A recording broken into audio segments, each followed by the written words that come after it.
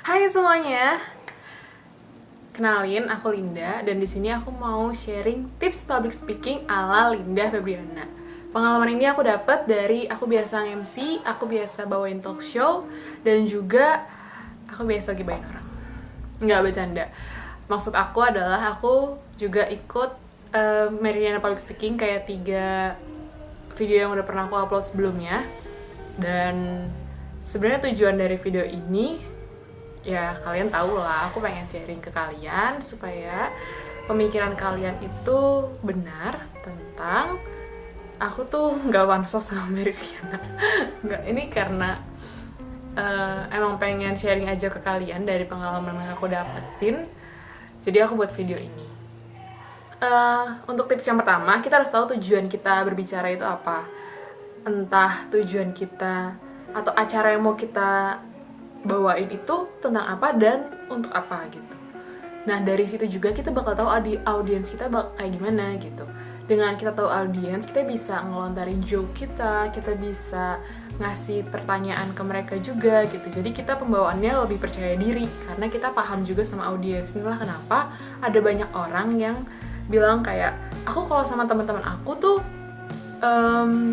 bisa lancar-lancar aja gitu ngobrolnya, tapi begitu aku sama sama orang yang belum aku kenal atau sama orang baru, aku grogi banget depan panggung segala macam. Itu gara-gara itu, karena kita belum kenal audiens. Makanya untuk kenal audiens biasanya aku datang lebih awal 15 menit atau 30 menit sebelum acara gitu. Aku kenalin audiens aku dulu, dari umur, dari usia, dari kalangan, generasi. Misalnya generasi milenial sekarang tuh yang udah kayak gini-gini tuh loh, tahu kan? Kalau gue sebut nanti tambah booming lagi tuh. Nah terus kayak kalau misalnya usia yang berumur senior gitu, yang kayak baby boomer segala macem itu, mungkin kita bisa ajak interaksi dengan membahas hoax di WA gitu ya, misalnya or something gitu. Terus yang kedua, tips yang kedua itu adalah kita harus memvisualisasi sebelum kita maju. Jadi abis tadi kita percaya diri, kita prepare gitu. Kita mempersiapkan nanti di depan panggung aku bakal kayak apa, gestur yang aku pakai akan kayak gimana, terus reaksi penonton juga akan gimana. Nah dari situ kita bisa belajar plan A dan plan B. Kalau misalnya penonton nggak merespon aku dengan baik, aku bakal punya backup-annya gitu. Jadi nggak bakal garing, kring gitu, diem sunyi. Oke teman-teman, di sini siapa yang punya mobil sendiri?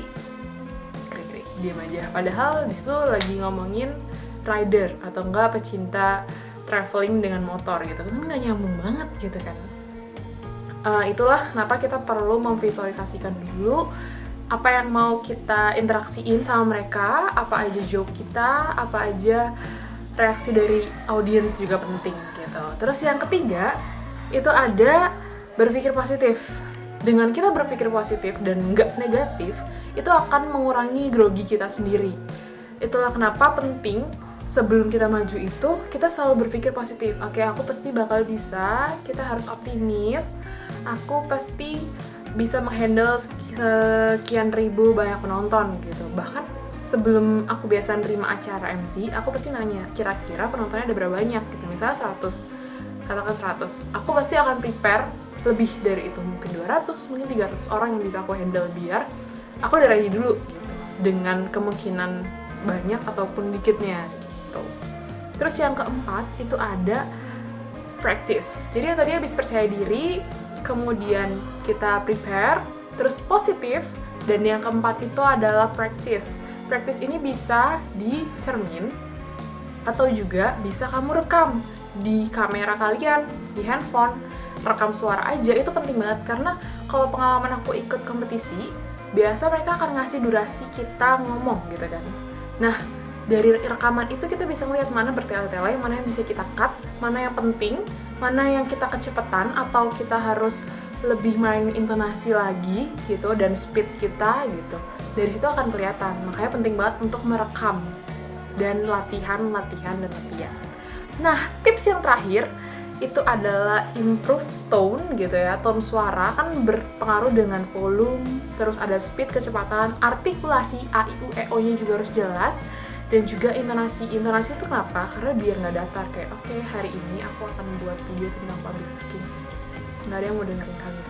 Tapi kalau misalnya, halo semuanya, hari ini aku akan membuat video tentang public speaking, nah itu orang akan lebih tertarik dan lebih enak gitu didengarnya. Tone suara juga penting, karena pengalaman aku sendiri, tone suara aku tuh sempat high pitch banget gitu, kayak hai semuanya, nah itu high pitch banget gitu, sudah beda dan orang tuh nggak enak gitu dengernya. Sedangkan beda kayak hai semuanya, nama aku Linda, nah hari ini aku akan memimpin jalannya acara dari pagi hingga sore nanti gitu.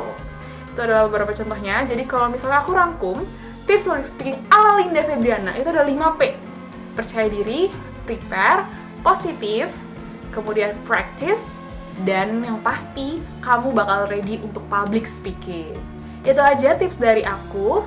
Semoga video ini bisa membantu kalian semua, dan kalian bisa like, komen, bisa tanya-tanya, karena beberapa juga banyak yang nanya sama aku, Linda kenapa sih kamu bisa berani banget public speaking gitu kan, apa sih tipsnya kayak gitu. Nah di sini video aku untuk menjawab kalian semua. Terus kalau misalnya kalian ada pertanyaan lagi, kalian bisa hubungin aku lewat Instagram di Linda Febriana A-nya 3. Semoga bisa membantu, dan bye!